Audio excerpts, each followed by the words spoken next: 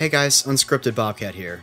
Two things. Firstly, I wanted to thank you guys for 1,000 subscribers. Feels incredible to finally reach a legitimate YouTube milestone, man. I can't thank you guys enough. You guys freaking rock. Here's to many more thousands to come. Secondly, I wanted to apologize for the brief schedule slippage as of late.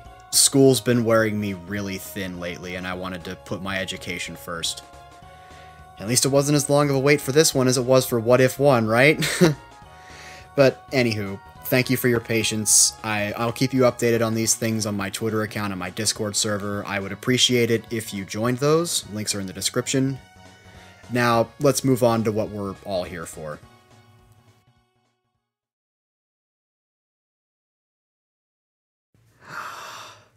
Hello. Only a few dozen drivers have made just one singular start in Formula 1. The vast majority of one-race wonders are just innocuous back-of-the-grid strugglers that faded into obscurity once their 15 seconds of fame were over. However, there were a few that became noteworthy despite their brevity. There's the story of Hans Heyer, the only driver to DNQ, DNF, and be disqualified all in the same race. There's also Marcus Winkelhock, who, through a constellation of comedy that I am convinced will never happen again, managed to lead a few laps in his only Formula 1 foray. And there's the subject of today's video. Today, we cover the career of Marco Apicella, the man with the dishonor of having a Formula 1 stint that lasted just one corner.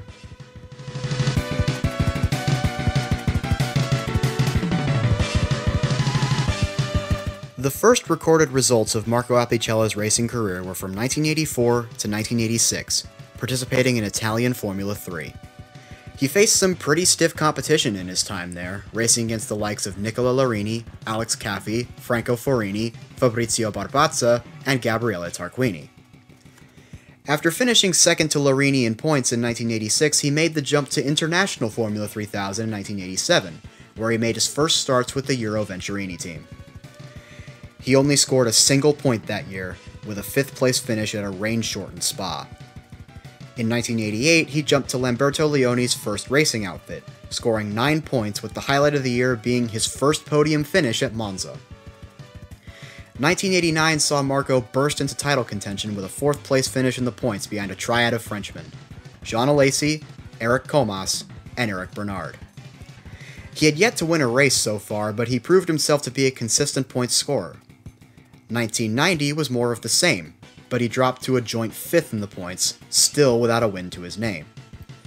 This year, he got his first taste of an F1 seat in a testing session for Minardi at Jerez. He set the 19th fastest time out of 20 drivers present, only beating out Bruno Giacomelli in a Leighton House car, while his teammate set a time that was faster than Ayrton Senna's pole time the previous year. In a Minardi. He moved over to Paul Stewart Racing for 1991, where he again scored consistent points, blowing his teammate out of the water with 2 second-place finishes at Mugello and Pergusa, while again still not taking that elusive top step. Forever the bridesmaid, never the bride. He finished 5th in the points. Without a ride in Europe set up for 1992, Marco looked to be on the fast track to becoming just another statistic, another body on the pile. Another tally mark in the growing number of drivers that showed to have lots of talent in the junior categories, but were ultimately scorned by the pinnacle of motorsport. Most would give up their F1 dreams and move on to other disciplines of racing at this juncture, but for Marco, there was a saving grace. And that saving grace was Japan. He took a ride in Japanese Formula 3000 with the Dome team, and he immediately got to work. In his first year with the team, he scored his first win at Autopolis and a 10th place finish in the standings. 1993 was when he really broke out, taking a pole in the season opener at Suzuka and a win at Sugo before he finally got his Formula 1 shot. Jordan Grand Prix was having a really tough time in 1993. Underpowered Hart engines were one thing, but their driver lineup was frustratingly volatile. Their first car number 14, was driven by rookie Rubens Barrichello for the entire year, while the other car 15, was a mess. It was first entrusted in the hands of a shell-shocked Ivan Capelli, a reclamation project after his disastrous Ferrari stint. Said reclamation project would last all of 2 race weekends, as he left the team after DNQing at Interlagos. Jordan would then hire veteran Thierry Boutsen, who was 1. Old, and 2. Slow. Barrichello outclassed him at every turn, and he retired from F1 competition after his home Belgian Grand Prix. This left the seat open for Monza. Driving duties were originally offered to Jordan's test driver, Emanuele Naspetti, but surprisingly, he declined for reasons that I could not find an elaboration upon. So, Jordan called up Apicella. It was a 1-race contract, as Apicella was still primarily focused on Japanese F3000, so it was essentially now or never. The pressure was on to impress. After a pre-race test at Imola, Marco was fast enough to even get Rubinho's attention, even though it was his first time driving a race car with a semi-automatic gearbox. Come race weekend, though, he started to choke up. He spun the Lesmos in practice, and only placed the car in 23rd in qualifying, a full half a second behind Rubinho. And then, finally, it was race day. Start, Prost got away cleanly in the lead, but Senna proved too optimistic in trying to pass Hill as they braked for the first corner.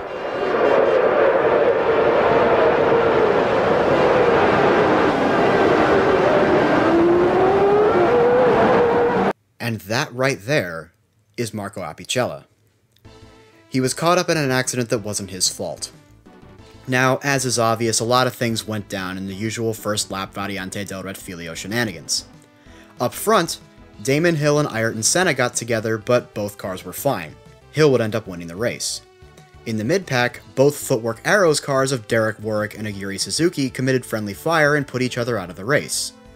And finally, in the back, in the accident we're most concerned with, JJ Leto and the Sauber locked it up going into turn 1 and collected both Jordans. Marco was left with race-ending suspension damage. His first Formula 1 foray was over before it really began. He was offered to drive in the next race at Estoril, but due to the Japanese F3000 schedule, it was impossible. Back to Japan he goes. This would end up being the last time he would race in a Formula 1 event.